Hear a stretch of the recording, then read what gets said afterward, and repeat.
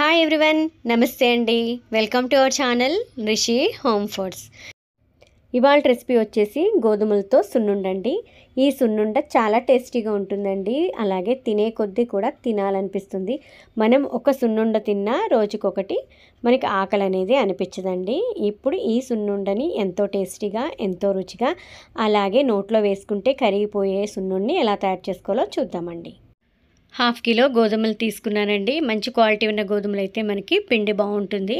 వీటిని శుభ్రంగా బాగు చేసుకుని స్టవ్ ఆన్ చేసుకుని కడాయి పెట్టుకోవాలండి. కడాయి వేడెక్కాక ఈ గోధుమలు వేసుకుని లో ఫ్లేమ్లో పెట్టుకుని దగ్గరుండి వేయించుకుంటూనే ఉండాలండి. కంటిన్యూస్గా మనకి 15 నిమిషాలైనా టైం పడుతుంది. దగ్గరుండి వేయించుకుంటేనే కదా దాని టేస్ట్ బాగుంటుంది.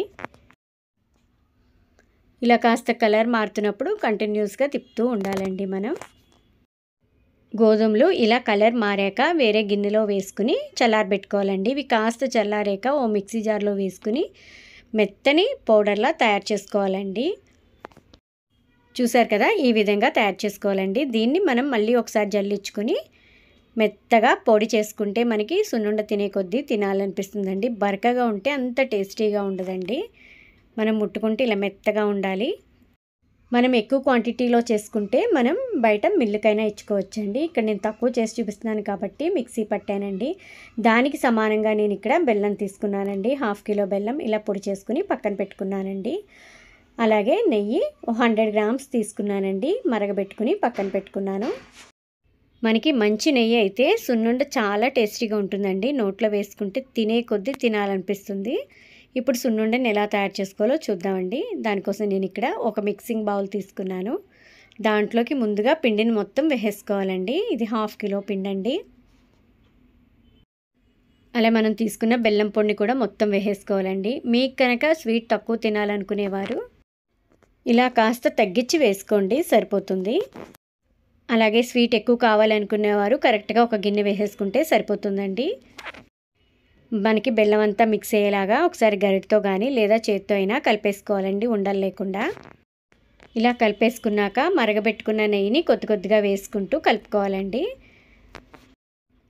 చేత్తో కానీ లేదా గరిటతో కానీ కలుపుకోవాలండి.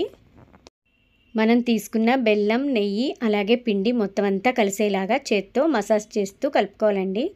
ఎక్కడైనా ఉండలున్నా మెదుపుతూ కలుపుకోవాలి. ఇలా మొత్తం కలిపేసుకున్నాక చిన్న సైజు ముద్దను తీసుకుని గుండ్రంగా చుట్టుకోవాలండి, లడ్డూలాగా.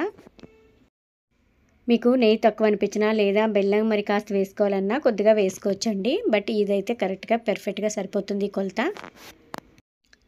ఇలా చుట్టేసుకున్నాక ఒక ప్లేట్లో పెట్టుకుని సర్వ్ చేసుకోవడమేండి. ఎంతో టేస్టీగా అలాగే ఎంతో హెల్తీగా, చాలా సింపుల్గా గోధుమ పిండితో బెల్లంతో అలాగే దాంట్లోకి మంచి నెయ్యి వేసుకుంటే మనకి గోధుమ సున్నుండ రెడీ అయిపోతుందండి.